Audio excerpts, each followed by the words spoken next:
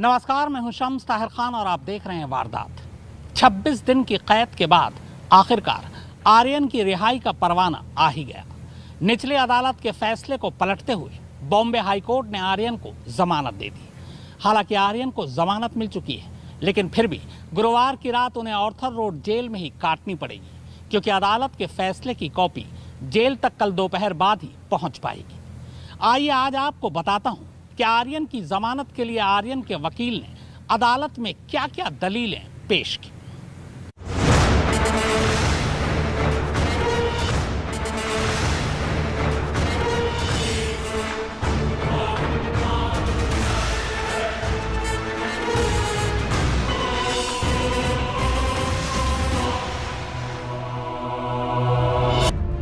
तो 26 दिन का इंतजार आखिरकार गुरुवार शाम ठीक 4:35 पर खत्म हुआ। आर्यन खान को आखिरकार बॉम्बे हाईकोर्ट ने रिहाई का परवाना थमा ही दिया, यानी उन्हें जमानत पर रिहा करने का हुक्म सुना दिया।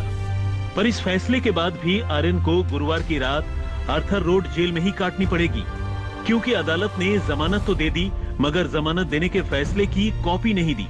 ये कॉपी शायद शुक्रवार को मिलेगी और इस फैसले की कॉपी के आर्थर रोड जेल पहुंचने के बाद ही आर्यन जेल से बाहर आ पाएंगे। वैसे आर्यन के साथ साथ अदालत ने अरबाज और मुनमुन को भी जमानत पर रिहा कर दिया है। आज हाईकोर्ट ने दोनों साइड की दलीलें सुन के 3 अक्यूज को बेल ग्रांट करा है।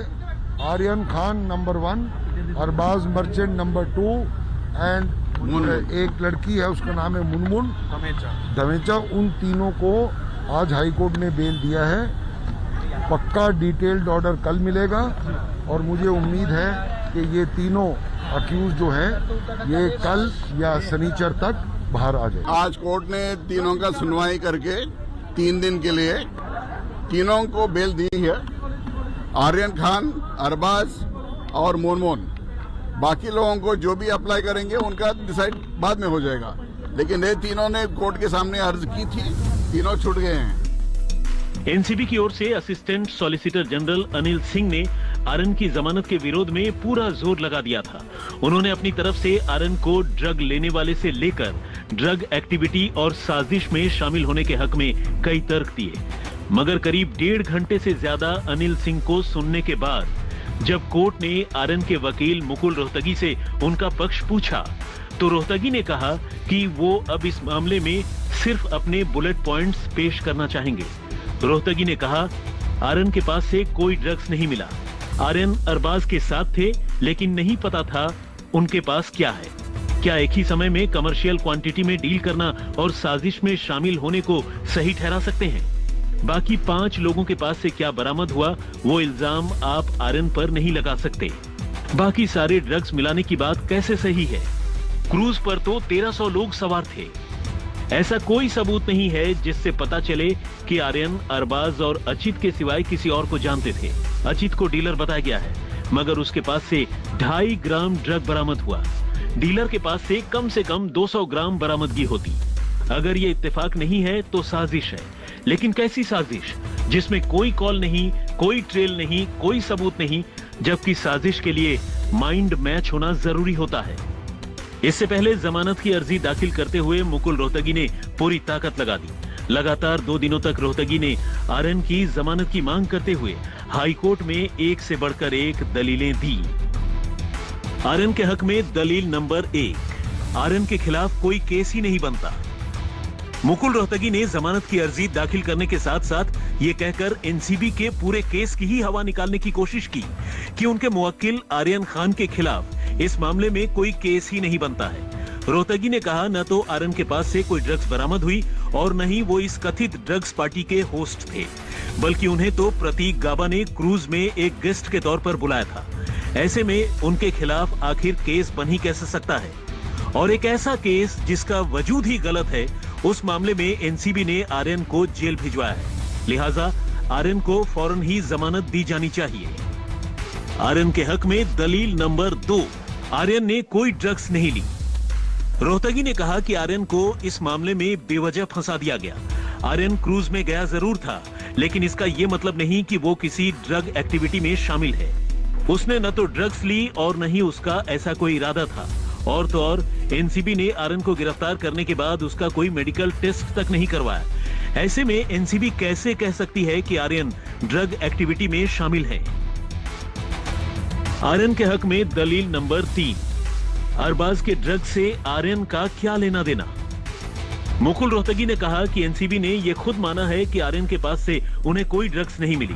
अलबत्ता एनसीबी ने यह जरूर कहा कि आर्यन के दोस्त अरबाज मर्चेंट के पास से उन्हें 6 ग्राम चरस मिली थी, जो अरबाज ने कथित तौर पर अपने जूते में छिपा कर रखी थी। ये सही है कि अरबाज आर्यन के दोस्त हैं और दोनों एक दूसरे को लंबे वक्त से जानते हैं, लेकिन इसका यह मतलब नहीं कि अरबाज के पास से बरामद ड्रग्स का आर्यन से कोई लेना देना है। अरबाज एक स्वतंत्र व्यक्ति है, वो न तो आर्यन का नौकर है और न ही उसके कंट्रोल में है। ऐसे में ये कहना कि अरबाज के साथ वो ड्रग्स से जुड़ी किसी साजिश में शामिल थे, इसका कोई आधार नहीं बनता। आर्यन के हक में दलील नंबर 4, व्हाट्सएप चैट से क्रूज केस का क्या रिश्ता? एनसीबी आर्यन खान के जिस व्हाट्सएप चैट के जरिए उन्हें ड्रग एक्टिविटी में शामिल होने की बात कह रही है, उसका क्रूज ड्रग्स केस से कोई लेना देना नहीं है। मुकुल रोहतगी ने कहा कि दोनों मामले बिल्कुल अलग हैं और एनसीबी जबरदस्ती आर्यन को फंसाने की कोशिश कर रही है। आर्यन के हक में दलील नंबर 5, छोड़ो चैट की बातें, चैट की बात पुरानी। आर्यन के वकील ने कहा कि जिस व्हाट्सएप चैट के बिना पर एनसीबी आर्यन को साजिश में शामिल होने की बात कह रही है, वो चैट तब का है जब आर्यन हिंदुस्तान में थे ही नहीं। आर्यन साल 2018-19 में अमेरिका में अपनी पढ़ाई कर रहे थे।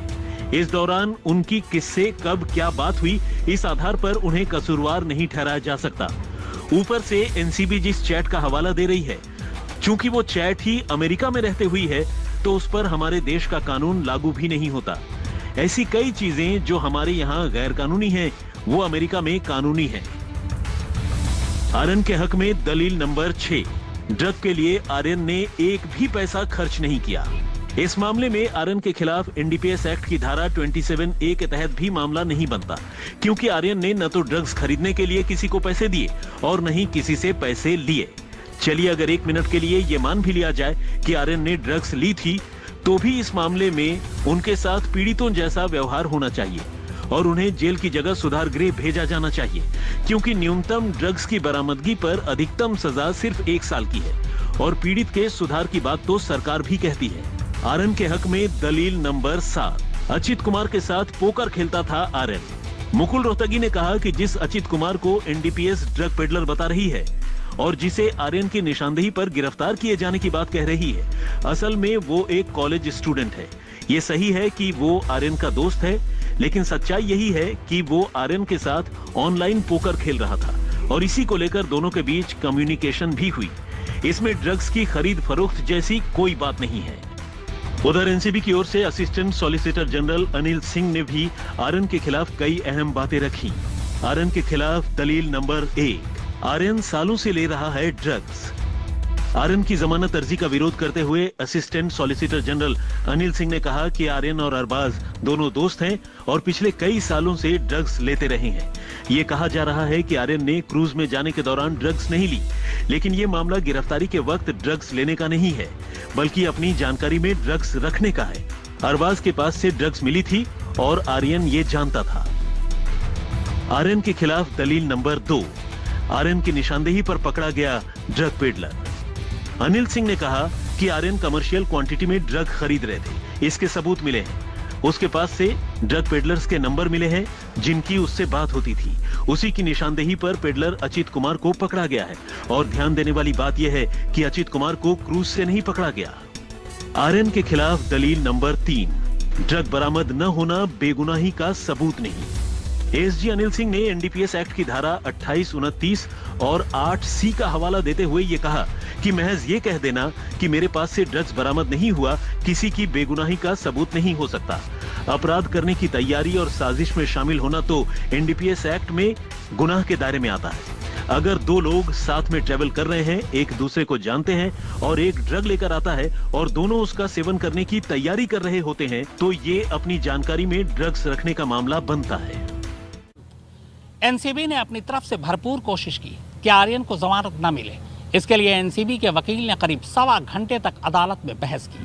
एनसीबी की दलीलें क्या थी, ये बताएंगे इस ब्रेक के बाद। आप देखते रहिए वारदात। एनसीबी को पता था कि आर्यन की गिरफ्तारी के वक्त उसके पास से कोई ड्रग बरामद नहीं हुआ, न ही उसने उस वक्त ड्रग का सेवन किया था। इसीलिए एनसीबी की पूरी दलील साजिश के इर्द गिर्द ही घूमती रही।